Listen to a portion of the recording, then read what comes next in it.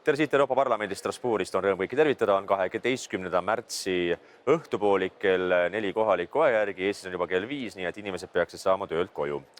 Alustuseks tuletan meelde, mis toimus tänasel kuupäeval 91 aastat tagasi, nimelt 12. märtsil 1934, kui pandi toime riigipööre Pätsi, Laidoneri ja August Rei poolt. Selleks, et hävitada Vabadussõjalaste liit, kes oleks järgneval kuul aprillis 1934 ülekaalukalt võitnud Riigikogu valimised ja teinud kogu selle partei maastiku toonases Eestis korda. Sest olgem ausad, ega siis toonane olukord oli sarnaselt hull tänase olukorraga, kus käib üks lehma kauplemine, onupojapoliitika, varastamine, susserdamine ja slikerdamine. Ja just nimelt seda tahtsid korda teha vabadussõjalised, kellest umbes 500 inimest pandi kahjuks vangi ja mille tulemusel nende juhtisik Artur Sirk tõenäoliselt tapeti poliitilise politsei agentide poolt Pätsi käsul 1937 Luksemburgis Echternachti linnakeses, kus on mul plaan minna ka oma abilistega aprillikuus ööbima samasse hotelli, mille rõdult ta siis ametlikult alla hüppas, kuid tõenäoliselt alla visati või lükati. Ja siis ma muidugi aprillis, kui ma seal olen, annan kindlasti ülevaate sellest linnakesest ja kohapealist olukorrast. Aga just nimelt siis tänasel kuupäeval 91 aastat tagasi pandi toime riigipööre, millest siiamaani tänase päevani ei taheta väga avalikult ja ausalt rääkida ja nentida tõsiasja, et suuresti see riigipööre pani alusega hääletule alistumisele 39. aastal ja 1940 juunipöördega. Nii et alati on sellise demokraatia tapmisel omad tagajärjed, mille tulemuseks võib olla ka riigi kaotamine ja 10 000 inimeste saatmine Siberisse ja tapmine siis okupantide poolt. Kuid rääkides plenaaristungitest, täna on kolmapäeva õhtupoolik, enamjaolt hakkavad istungid läbi saama, homme on veel mõned üksikud debatid ja hääletused, kuid põhiasjadest, mis on siin toimunud, saame teha kiire kokkuvõtte ülevaate. Eile ehk teisipäeva hommikul siis põhidebatt keskendus Euroopa kaitsevõimele ja Ukraina toetamisele. Nimelt siis möödunud nädalal Euroopa Komisjoni president Ursula von der Leyen tuli välja ettepanekuga Rearm Europe ehk et siis Euroopa taasrelvastamine, mille plaan oleks siis umbes 800 miljardit eurot suunata Euroopa kaitsesse, mis esmapilgul ei tundu üldse halb plaan, ausalt öeldes. Kuid selle plaanil oleks kaks osa.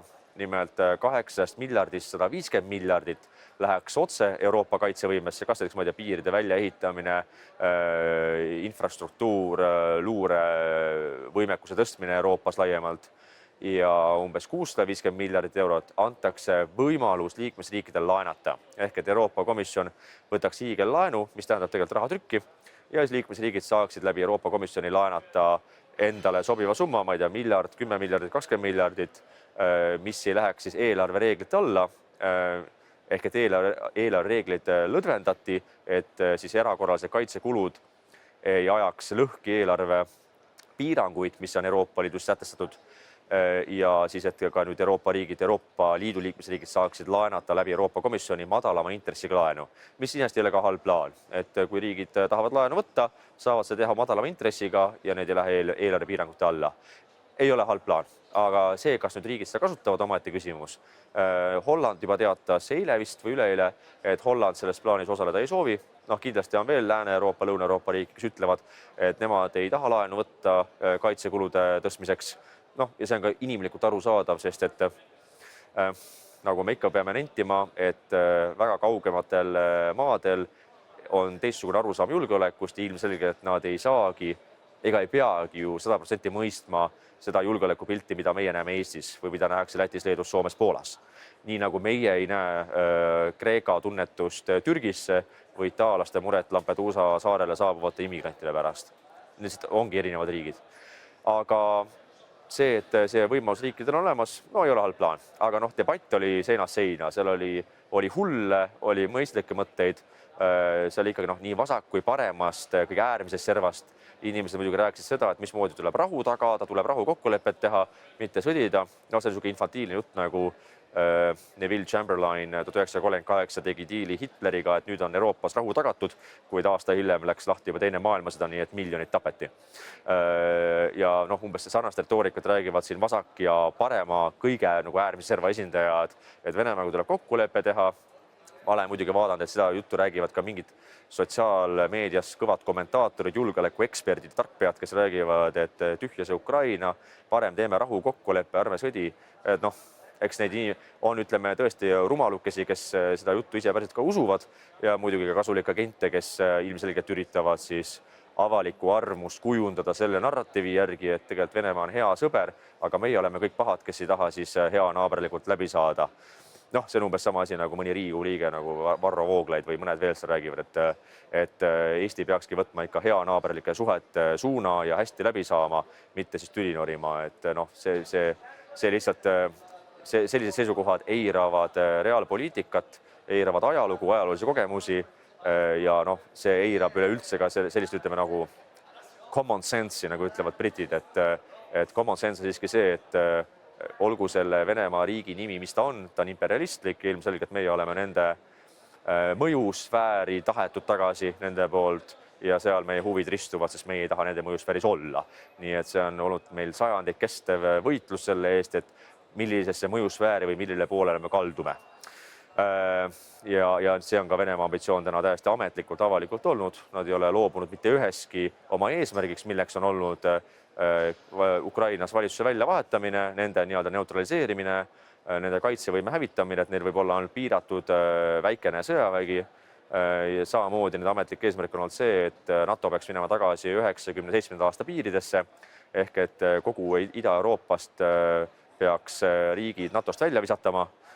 Ja me teame, mis on eesmärk. Eesmärk ei ole mitte see, et tagada oma julgeolekut, sest äkki NATO ründab Venemaad või Eesti Kaitseliit paneb padavai ajama Kremli peale, vaid eesmärk on ilmselgelt kogu maailma poliitika ümbermängimine, mõjusfääride ümbermängimine ja Venemaa mängimine tagasi suurjõuks Hiina ja Ameerika Ühendriikide kõrvale. See on tegelik eesmärk. Ja probleem on selles, et meie oleme selles regioonis, kus me võime sattuda menüüks laua peale, mitte et me oleksime ise laua taga. Vot, aga ja sihukest seisukohti ka väljendati eilsel debatil, mis oli suht haiglane kuulata. Aga oli ka mõistlikke ettepanekuid, aga samas oli ka teise äärmuses ettepanekuid, nagu siin EPP ehk Euroopa Rahvapartei president Manfred Weber rääkis. Muideks sinna EPP-sse kuulub Eestis siis Isamaa ja nende kaks esindajat Jüri Ratas ja Riho Terras. Siis selle EPP president rääkis, mismoodi on vaja Euroopa ühist armeed, kus sõdurite käisel on Euroopa Liidu lipukene. Noh, see on teistpidi jällegi äärmusföderalism, mida siis EPP eile esindas. Fakt on see, et fakt ongi see, et föderalistid üritavad kasutada igat kriisi oma huvides ära. Sama asi oli COVIDiga, et kui tulid majandusraskused, siis tuli kohe föderalistlik suund välja. Nüüd me peame rohkem integreerima, föderaliseerima, rohkem võimu on Euroopa Komisjonile, sest muidu me ei saa üldse muresid lahendada.